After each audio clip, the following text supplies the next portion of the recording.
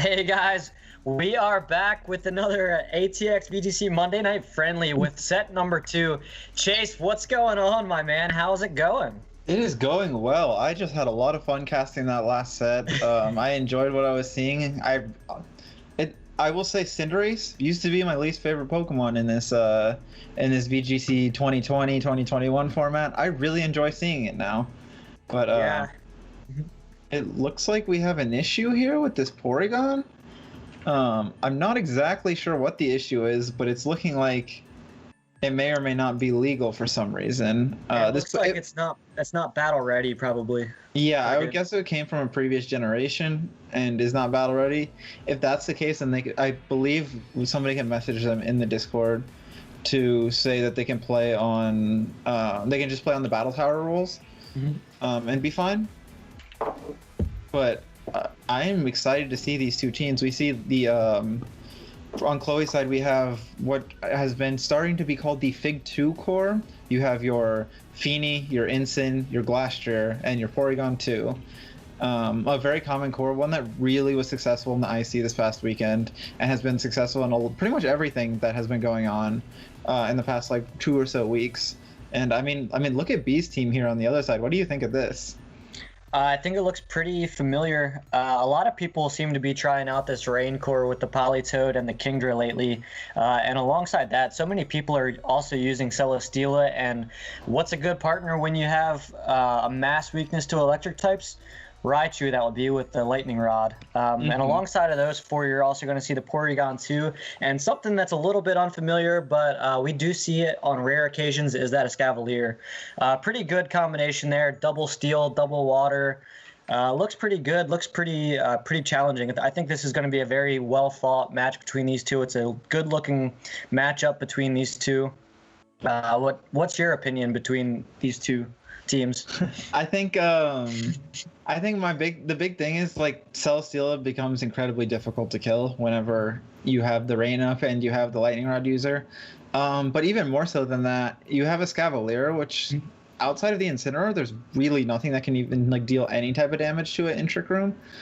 And you might not want to be bringing your Incineroar to a Politoed Kingdra game. So it really depends on how you manage beating both the Politoed Kingdra and saving stuff for the Steel types. So I can't wait to see what Chloe's way of dealing with those are.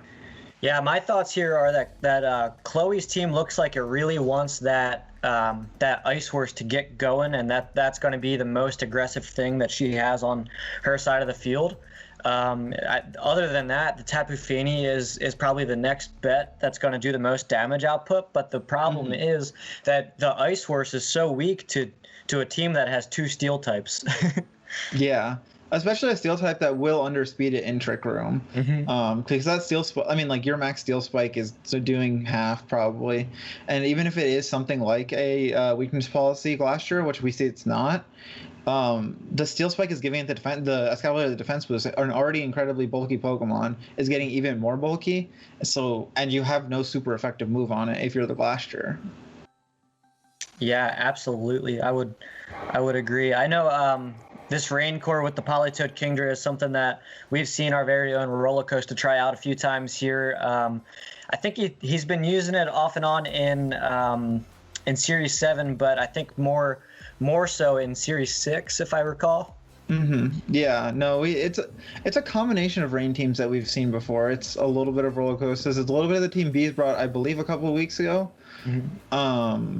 And it's also a little bit of Juan Nar's Players Cup team that Ambrosio was also doing stuff with, changing the Celesteela and the Politoed a little bit. So it's very interesting to see. The main thing here that we see is there's no Rillaboom on this team. Something important to note, as we see an interesting lead of Raichu and Politoed against the Tapu Fini and is that Jedi, the Regieleki? I actually missed that, but that would make sense. Look at that shine. Double shine. Is that triple shiny? I think it's quadruple. I think everything is a shiny on the field right now.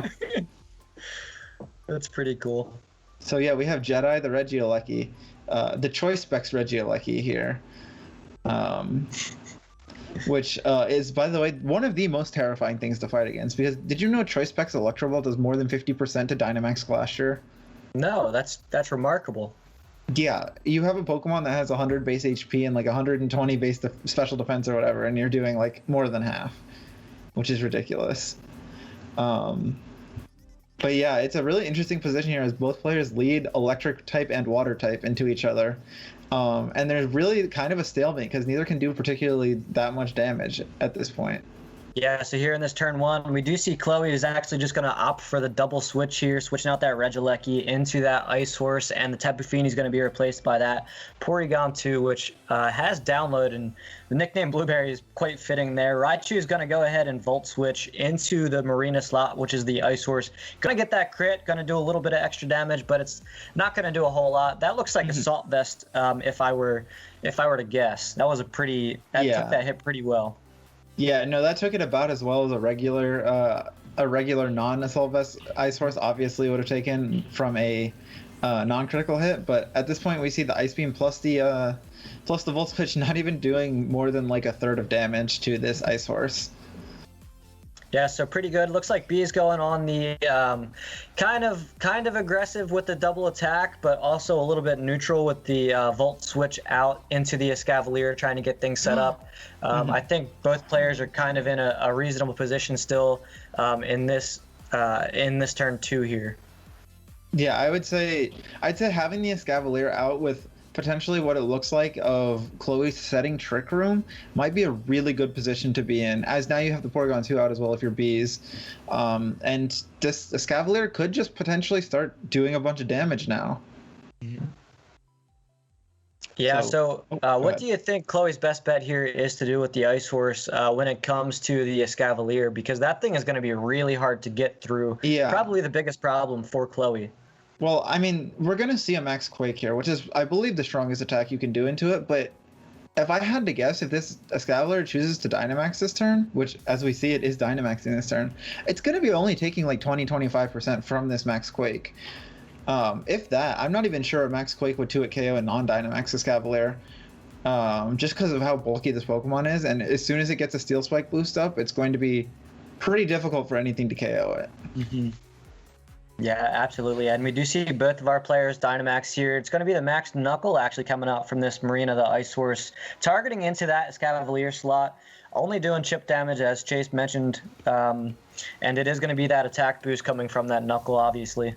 Steel Spike comes out from the Escavalier on B's side of the field, going into Chloe's Ice Horse. Let's see how much damage that does. Yeah, we lost that for a second. Bless you. Oh, I am not sure who is sneezing, but I also heard that sneeze. We do see Porygon 2 set the Trick Room up. And so, yeah, the Ice if we Horse look at that Ice Horse, 82. it is pretty much done, I would say. With no way to protect, being Assault Vest as we saw earlier, and now being in Trick Room, I believe, slower than this Escavalier. It could just go down to something like a Max Quake or a Max Steel Spike here. Yeah, if I'm in Chloe's position, I'm going to sit here and try to probably freeze that Escavalier as quick as I could, because that's going to be your best bet around this thing. Escavalier is not easy to mess with, and I wouldn't want to be the one trying to mess with it, as it is going to set up and get another Steel Spike up. Actually, this time targeting into that Porygon 2, potentially predicting a Max Guard from the Spectrier slot, or the Glastrier slot. That's why I just call it Ice Horse. So yeah, we see the Max Quake here. I mean, that's two max moves from 50 base attack last year, 165 base attack last year, whatever its base attack is, and it hasn't even done half to this thing. And it's at +1 with that Max Quake as well. And you said that was going to be the most effective move coming from that Glastrier. As we do see a Tri-Attack go into the Porygon 2. Probably hard predicting a Max Guard in this situation was Bees. Mm-hmm. Yeah, and honestly, I think at this point you can just take out Blueberry here, and you can just leave the Ice Horse and then take it out the next turn. It's really up to you. You can take out either of these Pokemon here, as choosing the Ice Horse with the third Steel Spike, getting that KO, not wanting to take just any more damage here. And now the Porygon 2 is going to get a little bit of a free recover, but at this point it's going to be very difficult for Chloe to deal damage if potentially the Regieleki can't get a couple of KOs here. Especially knowing that it's a Spexalecki with 4 electric moves and there's a Raichu in the back, things are going to get difficult quickly. Yeah, so we do see that tri-attack coming from B's Porygon 2, targeting in to Chloe's Porygon 2, but that no hacks are going to be seen this time around, as it is just going to be free to get a recover off, and sitting back up right around 70% HP. Mm-hmm. All right, do you think we're going to see some tri-attack status conditions here? I think it's about time that we do. We've already seen a few tri-attacks go off here, and we haven't seen a single hacks yet, so the counters are getting a little bit closer, it seems. Yeah, I would say we probably won't, with the Misty Terrain being up for, I believe, one or two more turns. But after that, the first turn that's gone, we're going to see a freeze in one direction. We're going to see a paralysis in the other direction. But yeah, no, this is going to be tough. If you're Bees, you can just ground move into this into Jedi, and there's another KO right there. As this Cavalier is really just taking care of everything. So we are going to see that tri-attack once again coming from B's Duck, going into Chloe's Duck. Setting another Trick Room here is the Blueberry. That is Porygon 2 coming from Chloe. Yeah, I think it was returning dimensions to normal, just reversing the Trick Room. That still had a turn or two left. Is a Scavalier a horse? That's the poll that is going on. Yes, the answer is yes. Steve and Amy. I say no. It is not a horse. It's like a snail horse, right? Because it's Escargot plus a snail Cavalier. Horse. Yeah, it's Escargot plus Cavalier. It's a snail horse. Or Santaka I don't know how to pronounce horse. But it's not a water type. It can't be a seahorse. There's already a seahorse on this team, and it's not the Escavalier. I think it's a snail in shining armor. The Escavalier is going to click protect here in this situation. Muddy Water comes from the Tapu Fini. Let's see if it connects to this Porygon 2, and it does. You think we're going to see an accuracy drop? I think we might, but even if we do, I'm pretty sure that you can't miss Trick Room. So going for the Trick Room here should be pretty safe. Yeah, so the Trick Room does get set back up once again by Bees. So this Escavalier is going to be the fastest thing on the field. Yeah, no, and at this point, I think sadly, this Blueberry, the Porygon 2, is in range of a close combat. And at that point, with the Raichu in the back and everything else, it's going to be difficult for this the Fini on its own to do anything, as we see the forfeit. Yeah, Chloe trying to find a way around this Escavalier, I think, is going to be the biggest thing that she's going to need to do. She's going to need to bring that Incineroar, and I don't think there's any other option. So B's going for that Rain Tech with the Politoed and the Kingdra. With the Escavalier in the back is going to make things really hard for Chloe, I think. Yeah, no, it's so difficult to deal with, like, an Escavalier and Rain. I mean, like, in the past, the reasons we haven't seen it is because just Rain hasn't been as good. But now, like, people are starting to see, like, oh, Rain can be good. And without something like potentially like a Moltres where you can max Darkness and drop the special defense, or you have something, you don't have anything that can taunt to stop the Trick Room. If your only way of dealing with a potential Escavalier is an Incineroar, then you really don't have an answer to Rain plus Escavalier. Yeah, absolutely. So it'll be interesting to see what Chloe's adjustment is, potentially for this game too. You might see that the Amoonguss is kind of an okay adjustment to deal with the Porygon 2, but you can't really deal with the Escavalier with the ability Overcoat. It cannot be spored.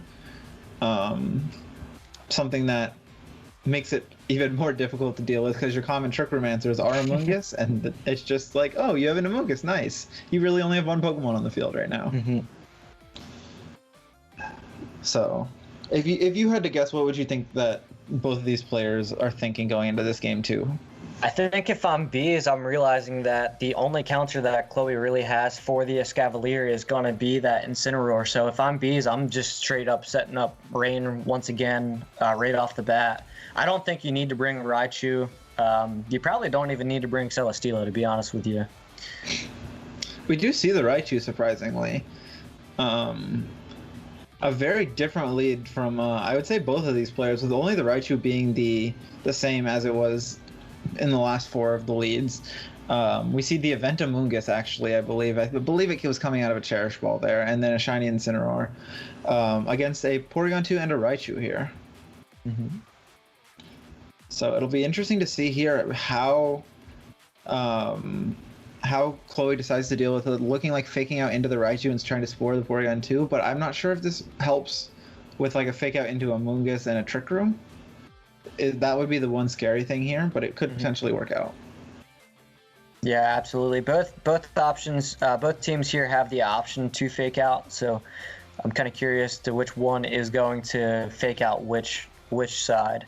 As we do see the Politoed come in for B, so going ahead and setting up that Drizzle and letting it rain. Fake out is going to come from this Raichu, targeting into the event Amoongus, as you mentioned before. And now Peppermint, the Incineroar, is going to get a big fake out off into this Raichu, doing a nice chunk of damage.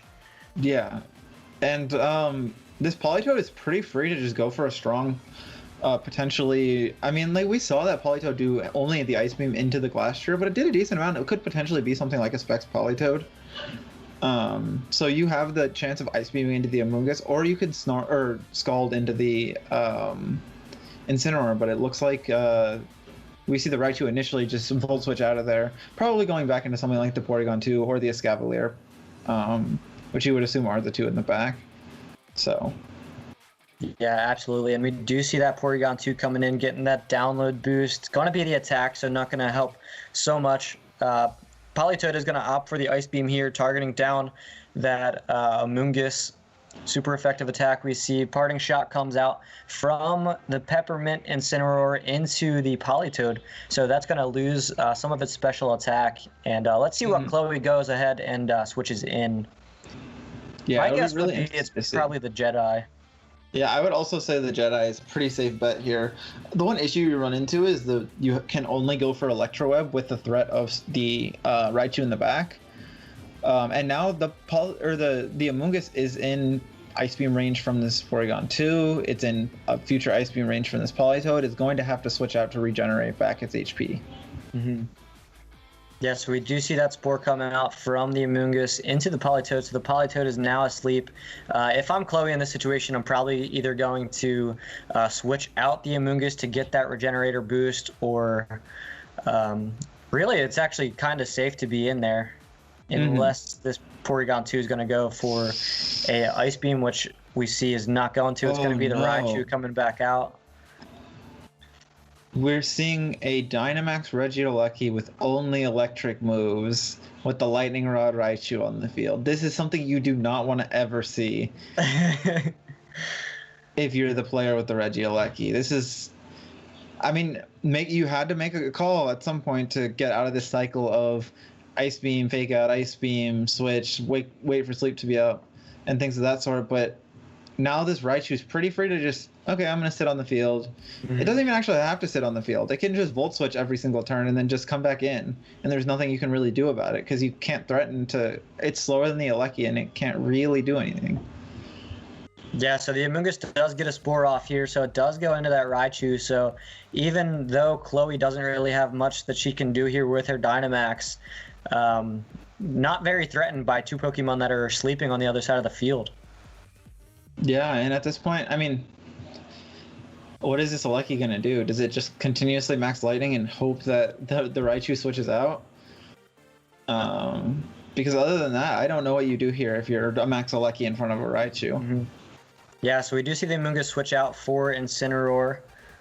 Gonna get that Intimidate off. I'm not sure how much that's gonna matter here with potentially one physical attacker. I'm not sure if Raichu has physical attacks or not. You see him run physical attacks outside, Volt Switch plus physical attacks.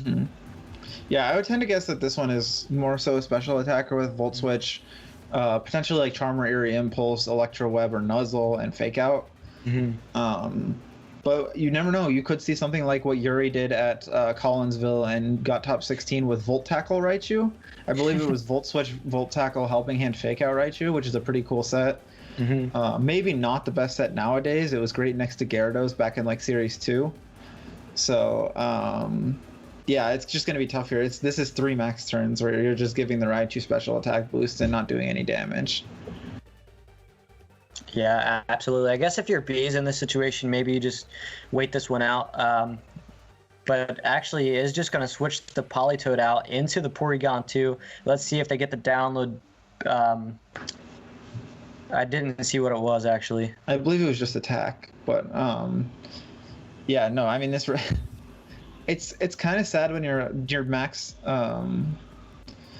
it's kind of sad when your max option is to your best option is to just not attack at all and just continuously go for the double max guards because you're not giving the attack boosts. Although I still think the best play is to just hope the Raichu switches out because you're already not getting anything out of the attack, so you might as well like try to get something.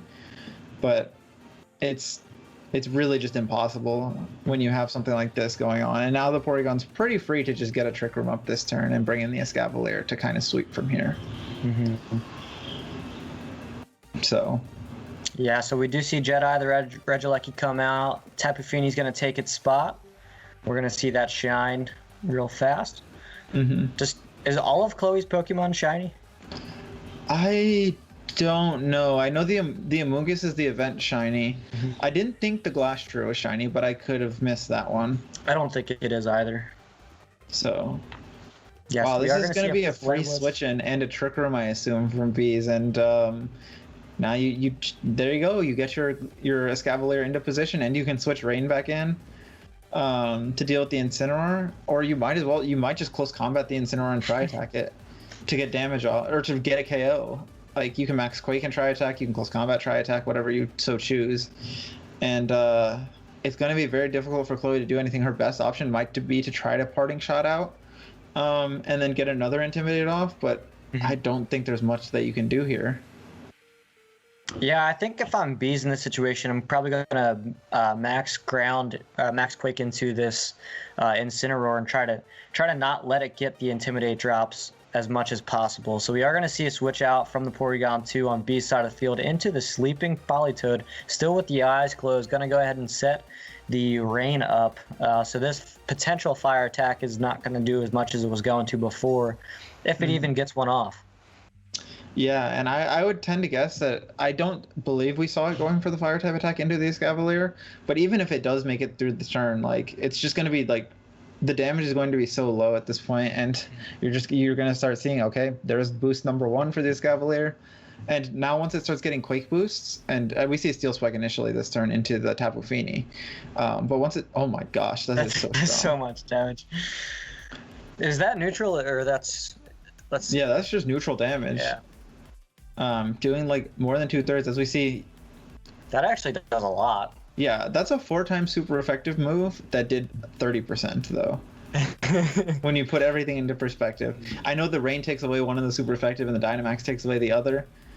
But and there's a defense boost, or there's a defense boost, but man, it's pretty ridiculous to see Incineroar going for its super effective Flare Blitz into a Escavalier and only doing 30%. So if you're bees in this situation, are you going for the KO into the Incineroar, or are you just picking up the KO into Tapu Fini? I think you want to take out the Incineroar this turn. I think you want to Quake it so it can't Parting Shot you. That would be my take. That's what I would have probably done last turn as well, as we do see the Quake, as it is Shook-a-Berry Incineroar. Okay. So potentially a Max Knuckle would have been safer. Not something you generally would know, though. So... yeah, as we see the Incineroar hang on.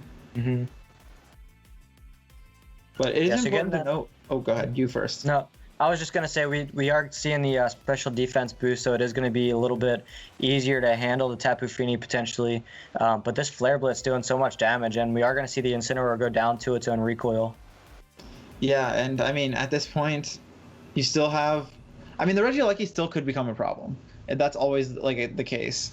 But if this, on its last turn of max, gets another Quake boost, potentially a Quake boost into the Porygon 2 as well, if you switch in the Porygon 2 and Quake the Fini to get the KO, Regieleki is not as big of an issue whenever you have special defense boosts. So potentially like trying to... oh, it looks like Chloe doesn't know that Escavalier has the Overcoat ability, trying to Spore it. But we do see the max Quake here. I would guess into the Tapu Fini. And yeah, this should be another KO. I think we're also in Misty Terrain, right? Yeah, both Misty Terrain and Overcoat are up, so this 4 is not going to go off. Although this Escavalier, it does look to be floating, so I think that counts as not being on the Misty Terrain. It does look like it's floating. But yeah, I like how we see Overcoat and not Misty Terrain. That's kind of cool. Yeah, I didn't know that's how that worked, but I believe this Ice Beam should either KO or take it very low, as we see, yeah. And at this point, the combination of Porygon 2, I believe this suspects Politoed based on the damage, and a turn left to Trick Room, and you can just drill run this Regieleki, and this should be a 2-0 here. It just really came down to Chloe not being able to do anything with her max, with the Regieleki getting caught by the Raichu there. As we saw, funnily enough, in game 1, Up Smash was like, I don't want to ever use my electric type moves in max because I'm scared of the Raichu. And maybe that wasn't the right call. Whereas now in game 2, we see the exact opposite of I need to go for my electric type moves. And then the Raichu switches in. And it's just unlucky to see like the 50-50s go wrong both ways for the players playing against the Raichu. Yeah, absolutely. So well thought from both of our players here. Yeah, but you can see in this matchup how strong Escavalier is, and I don't blame Chloe for not really having the necessary answer. Maybe I should say to Escavalier, as Escavalier really isn't that common of a Pokemon. And how often do you see double Steel Cores? Not particularly often, I will say. Earlier in the format with something like Kartana Metagross you would see, but it's never like Celesteela Escavalier, I will say. Right.